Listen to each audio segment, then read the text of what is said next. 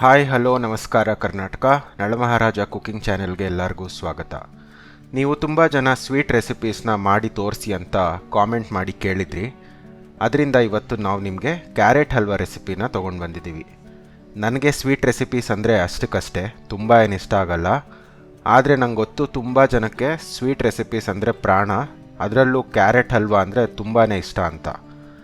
ನಾವು ನಮ್ಮ ಚಾನಲಲ್ಲಿ ಈ ಮುಂಚೆ ಕ್ಯಾರೆಟ್ ಲಡ್ಡು ರೆಸಿಪಿನ ಮಾಡಿ ತೋರಿಸಿದ್ವಿ. ಒಳ್ಳೆ ರಿಯಾಕ್ಷನ್ ಬಂದಿತ್ತು ಆ ವಿಡಿಯೋಗೆ. ಆ ವಿಡಿಯೋ ಲಿಂಕನ್ನು ಕೂಡ ನಾನು ಡಿಸ್ಕ್ರಿಪ್ಷನಲ್ಲಿ ಕೊಟ್ಟಿರ್ತೀನಿ. ಈ ವಿಡಿಯೋ ನೋಡಾದಮೇಲೆ ಆ ವಿಡಿಯೋನ ಕೂಡ ನೋಡಿ. ಬನ್ನಿ ಹಾಗಾದರೆ ತಡ ಯಾಕೆ, ಈ ಸಿಂಪಲ್ಲಾಗಿ ಮಾಡ್ಬೋದಾದಂಥ ಕ್ಯಾರೆಟ್ ಹಲ್ವಾ ಮಾಡೋಕ್ಕೆ ಏನೇನು ಬೇಕು ಅಂತ ನೋಡ್ಕೊಳ್ಳೋಣ. ಕ್ಯಾರೆಟ್ ಹಲ್ವಾ ಅಂದರೆ ಕ್ಯಾರೆಟ್ ಬೇಕಲ್ವಾ. ನಾನು ಇಲ್ಲಿ 2.5 ಕಪ್ಪಿಂದ 3 ಕಪ್ ಆಗುವಷ್ಟು ಕ್ಯಾರೆಟ್ ತುರಿನ ತೊಗೊಂಡಿದ್ದೀನಿ. ಆಮೇಲೆ ಅದರಲ್ಲಿ ಅರ್ಧ ಅಥವಾ ಅರ್ಧಕ್ಕಿಂತ ಸ್ವಲ್ಪ ಕಡಿಮೆ ಸಕ್ಕರೆನ ತಗೋಬೇಕು. ಉದಾಹರಣೆಗೆ ನೀವು 3 ಕಪ್ ಕ್ಯಾರೆಟ್ ತುರಿ ತಗೊಂಡಿದ್ರೆ 1.5 ಕಪ್ ಅಥವಾ ಅದಕ್ಕಿಂತ ಸ್ವಲ್ಪ ಕಡಿಮೆ ಸಕ್ಕರೆನ ತಗೋಬೇಕಾಗುತ್ತೆ. ಆಮೇಲೆ 2 ಸ್ಪೂನಷ್ಟು ತುಪ್ಪ, ಸ್ವಲ್ಪ ದ್ರಾಕ್ಷಿ ಮತ್ತು ಗೋಡಂಬಿ ತಗೊಂಡಿದ್ದೀನಿ, 1 ಸಣ್ಣ ಚಕ್ಕೆ ಮತ್ತು 1 ದೊಡ್ಡ ಏಲಕ್ಕಿ. ನಿಮ್ಮ ಹತ್ರ ಸಣ್ಣ ಏಲಕ್ಕಿ ಇದ್ದರೆ 2 ಏಲಕ್ಕಿನ ತಗೊಳ್ಳಿ. ಇಷ್ಟೇ ಸ್ನೇಹಿತರೆ ಹಲ್ವಾಗೆ ಬೇಕಾಗಿರುವಂಥ ಪದಾರ್ಥಗಳು. ಬನ್ನಿ ಹಾಗಾದರೆ ಇದನ್ನು ಮಾಡೋದು ಯಾವ ರೀತಿ ಅಂತ ನೋಡೋಣ. ಮೊದಲಿಗೆ ನಾವು ಕ್ಯಾರೆಟ್ನ ಬೇಯಿಸ್ಕೊತಾ ಇದ್ದೀವಿ. ಕುಕ್ಕರ್ ಪ್ಯಾನ್ ಒಲೆ ಮೇಲಿಟ್ಟು ಇದಕ್ಕೆ ಸ್ವಲ್ಪ ನೀರು ಹಾಕ್ಕೊಳ್ಳೋಣ. ಆಮೇಲೆ ಕ್ಯಾರೆಟ್ ತುರಿನ ಇದಕ್ಕೆ ಟ್ರಾನ್ಸ್ಫರ್ ಮಾಡ್ಕೊಳ್ಳೋಣ. ಕ್ಯಾರೆಟ್ ನಾವು ಆಲ್ರೆಡಿ ತುರಿದಿಟ್ಕೊಂಡಿರೋದ್ರಿಂದ 2 ವಿಸಲ್ ಹಾಕಿದ್ರೆ ಬೆಂದೋಗುತ್ತೆ. ನಾವು ಯಾಕೆ ಕ್ಯಾರೆಟ್ನ ಕುಕ್ಕರಲ್ಲಿ ಬೇಯಿಸ್ಕೊತಾ ಇದ್ದೀವಿ ಅಂದರೆ ಇದು ಬೇಗ ಬೇಯುತ್ತೆ ಅಂತ ಅಷ್ಟೇ. ನೀವು ಓಪನ್ ಪ್ಯಾನಲ್ಲೂ ಕೂಡ ಬೇಯಿಸ್ಕೋಬೋದು, ಆದರೆ ಟೈಮ್ ಜಾಸ್ತಿ ತಗೊಳುತ್ತೆ. ನೀವು ಅದನ್ನು ಮಿಕ್ಸ್ ಮಾಡ್ತಾ ಕೂತ್ಕೋಬೇಕಾಗುತ್ತೆ. ಈಗ ನೋಡಿ 2 ವಿಸಿಲ್ ಕೂಗಿಸ್ಕೊಂಡಿದ್ದೀನಿ. ಕ್ಯಾರೆಟ್ ಚೆನ್ನಾಗಿ ಬೆಂದಿದೆ. ಕ್ಯಾರೆಟ್ ಬೇಯಿಸ್ಕೊಂಡಾದ್ಮೇಲೆ ಒಂದು ಪ್ಯಾನ್ ಬಿಸಿ ಮಾಡ್ಕೊಳ್ಳೋಣ. ಪ್ಯಾನ್ ಚೆನ್ನಾಗಿ ಬಿಸಿ ಆದಮೇಲೆ ಇದಕ್ಕೆ ತುಪ್ಪನ ಸೇರಿಸ್ಕೊತಾ ಇದ್ದೀನಿ. ತುಪ್ಪ ಹಾಕ್ಕೊಂಡ್ಮೇಲೆ ನಾವು ಫಸ್ಟು ಗೋಡಂಬಿ ಮತ್ತು ದ್ರಾಕ್ಷಿನ ಫ್ರೈ ಮಾಡಿ ಸಪ್ರೇಟ್ ಮಾಡಿ ಇಟ್ಕೊಳ್ಳೋಣ. ಅದಕ್ಕೆ ನಾನು ಮೊದಲು ದ್ರಾಕ್ಷಿನ ಹಾಕ್ಕೊಂಡು ಇದರಲ್ಲಿ ಫ್ರೈ ಮಾಡ್ಕೊತಾ ಇದ್ದೀನಿ. ದ್ರಾಕ್ಷಿ ತುಂಬ ಬೇಗ ಬೆಂದೋಗುತ್ತೆ ಸ್ನೇಹಿತರೆ, ಒಂದು 30 ಸೆಕೆಂಡ್ ಸಾಕು. ನೋಡಿ ಈ ರೀತಿ ಗುಂಡ್ದಾಗಿ ಊದ್ಕೊಂಡಿದೆ. ಈಗ ಇದಾಗಿದೆ ಅಂತ ಅರ್ಥ. ನಾವು ಸಪ್ರೇಟ್ ಮಾಡ್ಕೊಳ್ಳೋಣ. ಇದಾದಮೇಲೆ ಗೋಡಂಬಿನೂ ಕೂಡ ಅಷ್ಟೇ ಬೇಗ ಫ್ರೈ ಆಗೋಗುತ್ತೆ. ಒಂದು 30 ಸೆಕೆಂಡ್ ಕೈ ಆಡಿಸಿ ಈ ರೀತಿ ಲೈಟ್ ಬ್ರೌನ್ ಕಲರ್ ಬಂದರೆ ನೀವು ಸಪ್ರೇಟ್ ಮಾಡಿಟ್ಕೊಳ್ಳಿ.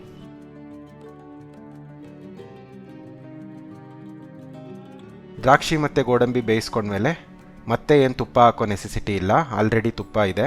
ಅದಕ್ಕೇ ನಾವು ಕ್ಯಾರೆಟ್ ತುರಿನ ಟ್ರಾನ್ಸ್ಫರ್ ಮಾಡ್ಕೊಳ್ಳೋಣ. ಆಲ್ರೆಡಿ ಕ್ಯಾರೆಟ್ ತುರಿನ ಬೇಯಿಸಿಟ್ಕೊಂಡಿದ್ದೀವಿ, ಅದನ್ನು ಇದಕ್ಕೆ ಟ್ರಾನ್ಸ್ಫರ್ ಮಾಡ್ಕೊಳ್ಳೋಣ. ನೀವು ಕ್ಯಾರೆಟ್ ತುರಿ ಹಾಕ್ಕೊಂಡ್ಮೇಲೆ ಇಮಿಡಿಯೇಟಾಗಿ ಒಲೆನ ಸಿಮ್ಮಲ್ಲಿ ಇಟ್ಕೋಬೇಕಾಗುತ್ತೆ, ಇಲ್ಲಾಂದರೆ ಸುಟ್ಟೋಗುತ್ತೆ. ಈಗ ಚೆನ್ನಾಗಿ ಕೈ ಆಡಿಸಿ ತುಪ್ಪ ಎಲ್ಲ ಕ್ಯಾರೆಟ್ ಜೊತೆ ಚೆನ್ನಾಗಿ ಮಿಕ್ಸ್ ಆಗಲಿ. ಸ್ವಲ್ಪ ಹೊತ್ತು ಕೈ ಆಡಿಸಾದ್ಮೇಲೆ ಇದಕ್ಕೆ ಸಕ್ಕರೆನ ಹಾಕ್ಕೊಳ್ಳೋಣ.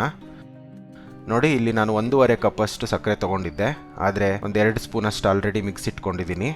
ಅದಕ್ಕೆ ನಮ್ಮಮ್ಮ ಆಲ್ರೆಡಿ ಬ್ಯಾಕ್ಗ್ರೌಂಡಲ್ಲಿ ನಂಗೆ ಬೈತಾ ಇದ್ದಾರೆ ಸಕ್ಕರೆ ಫುಲ್ ಹಾಕಿಲ್ಲ ಅಂತ.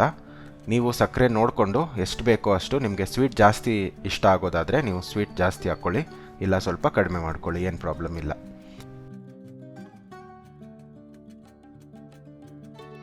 ಸಕ್ಕರೆ ಈ ರೀತಿ ಬಿಸಿ ಆಗ್ತಾ ಕರಗ್ತಾ ಹೋಗುತ್ತೆ.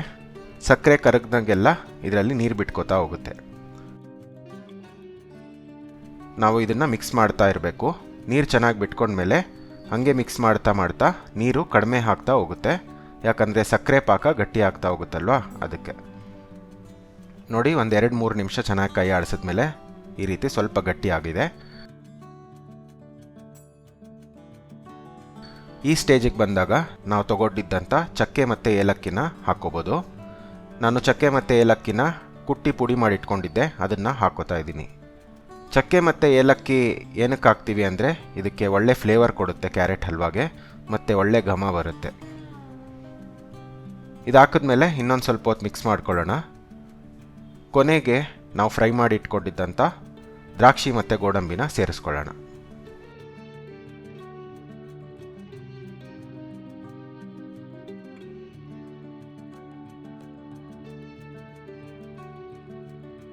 ಅಷ್ಟೇ ಸ್ನೇಹಿತರೆ, ಸುಲಭವಾಗಿ ಮಾಡ್ಬೋದಾದಂಥ ಕ್ಯಾರೆಟ್ ಹಲ್ವಾ ರೆಸಿಪಿ ಈಗ ರೆಡಿಯಾಗಿದೆ. ಸ್ವಲ್ಪ ಜನ ಕ್ಯಾರೆಟ್ ಬೇಯಿಸ್ಕೊಳ್ಳೋವಾಗಲೇ ಹಾಲನ್ನ ಕೂಡ ಹಾಕಿ ಬೇಯಿಸ್ಕೊತಾರೆ. ನಿಮಗೆ ಆ ರೀತಿ ಮಾಡೋ ರೆಸಿಪಿ ಇಷ್ಟ ಅಂದರೆ ನೀವು ಕುಕ್ಕರಲ್ಲಿ ನೀರು ಹಾಕೋ ಬದಲು ಸ್ವಲ್ಪ ಹಾಲನ್ನು ಹಾಕಿ ಬೇಯಿಸ್ಕೋಬೋದು. ನಾವಿವತ್ತು ತೋರಿಸಿರೋ ಅಂಥ ರೆಸಿಪಿ ತುಂಬ ಕಡಿಮೆ ಇಂಗ್ರೀಡಿಯೆಂಟ್ಸ್ ಬಳಸ್ಕೊಂಡು ಕ್ಯಾರೆಟ್ ಹಲ್ವಾ ಮಾಡೋದು ಯಾವ ರೀತಿ ಅಂತ. ಅದಕ್ಕೆ ನಾವು ಹಾಲು ಮತ್ತು ಕೋವಾನ ಬಳಸಿಲ್ಲ. ನಿಮಗೆ ಇಷ್ಟ ಆಗೋದಾದರೆ ನಾವು ಕ್ಯಾರೆಟ್ನ ಫ್ರೈ ಮಾಡ್ಕೋತೀವಲ್ವ ತುಪ್ಪದಲ್ಲಿ, ಆಗ ಕೋವಾನ ಮಿಕ್ಸ್ ಮಾಡ್ಕೋಬೋದು. ಓಕೆ, ಈ ಕ್ಯಾರೆಟ್ ಹಲ್ವಾ ರೆಸಿಪಿ ಎಲ್ಲರಿಗೂ ಇಷ್ಟ ಆಯಿತು ಅಂತ ಭಾವಿಸ್ತಾ ಇದ್ದೀನಿ. ಇನ್ನೂ ತುಂಬ ಸ್ವೀಟ್ ರೆಸಿಪೀಸ್ನ ನಮ್ಮ ಚಾನಲಲ್ಲಿ ಮಾಡೋ ಪ್ಲ್ಯಾನ್ ಇದೆ. ಅದಕ್ಕೆ ನಮ್ಮ ಚಾನೆಲ್ಗೆ ಸಬ್ಸ್ಕ್ರೈಬ್ ಆಗಿ ನಮ್ಮ ವೀಡಿಯೋಸ್ನ ಲೈಕ್ ಮಾಡಿ, ಹಾಗೆ ಈ ರೀತಿ ಸಿಹಿ ತಿಂಡಿಗಳನ್ನ ಎಲ್ಲರ ಜೊತೆ ಹಂಚ್ಕೊಳ್ಳಿ. ಮತ್ತೆ ಇನ್ನೊಂದು ರೆಸಿಪಿ ಜೊತೆ ನಿಮ್ಮ ಮುಂದೆ ಬರ್ತೀನಿ. ಅಲ್ಲಿ ತನಕ ಈಟ್ ಟೇಸ್ಟಿ, ಬಿ ಹೆಲ್ತಿ. ಬಾಯ್ ಬಾಯ್, ಮತ್ತೆ ಸಿಗೋಣ.